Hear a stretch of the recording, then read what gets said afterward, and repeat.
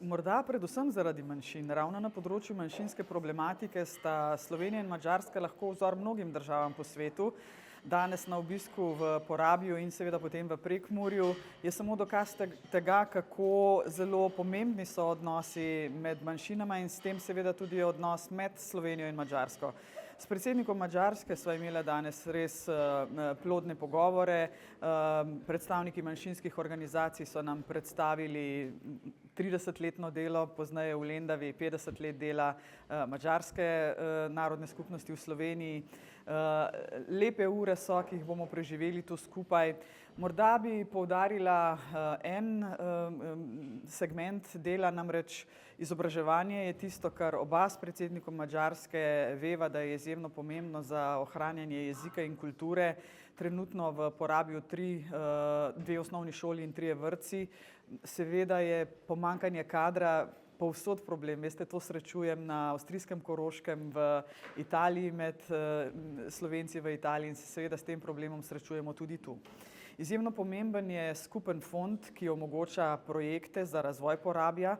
Slovenija in Madžarska sta v letu 2025 in tudi v letu 2026 bosta prispevali po 1 milijon. Danes smo imeli tu predstavnika, ki upravlja ta sklad in je povedal, koliko projektov poteka in da so novi razpisi v teku. Namreč in Madžarska in Slovenija se zelo zavedamo vsi skupaj, da je z razvojem gospodarstva potrebno nadaljevati, ker namreč to prinaša nova delovna mesta in ohranja seveda slovenski živelj v Porabju.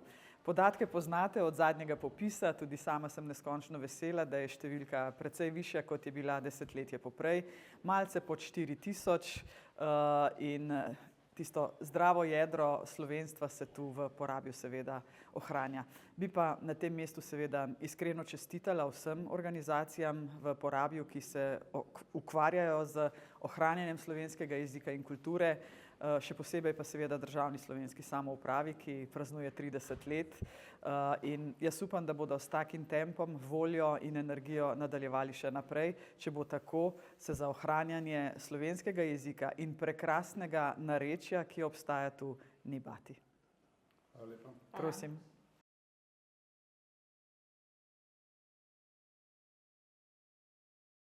Szlovén Köztársaság elnöke dr. Natása Pirc Muszárasszony és Magyarország Köztársasági elnöke dr. Súlyog Tamás úr.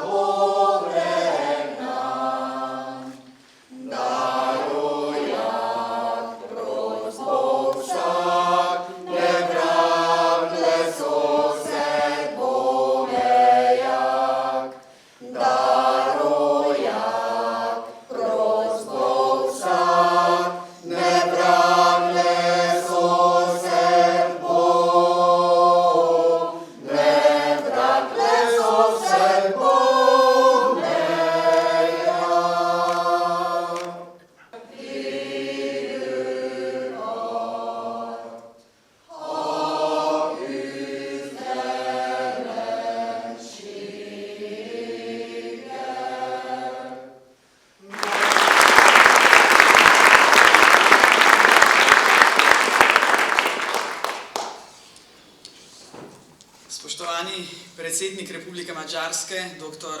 Tamas Šuljok, spoštovani Karel Holec, predsednik državne slovenske samouprave, spoštovane pripadnice in pripadniki slovenske skupnosti v Porabju, cenjeni visoki gostje, dame in gospodje. Skupaj s predsednikom Madžarske in številnimi prijatelji z obeh strani meje danes v Monoštru praznujemo pomemben mejnik, 30. obletnico ustanovitve državne slovenske samouprave, ene od dveh krovnih organizacij Slovencev na Madžarskem, ki je okrepila slovensko skupnost na Madžarskem, ji dala nov zagon in zavedanje o tem,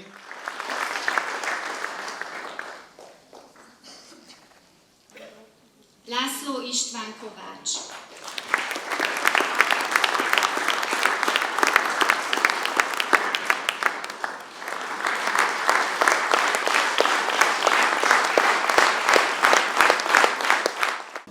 Nice to see you again.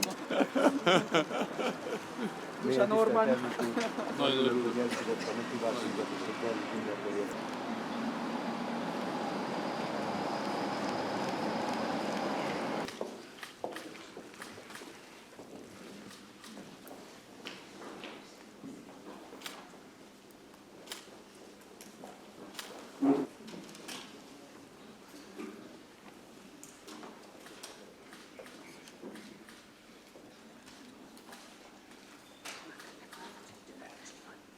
In dober večer. Én nem fázom, elnök asszony fázik.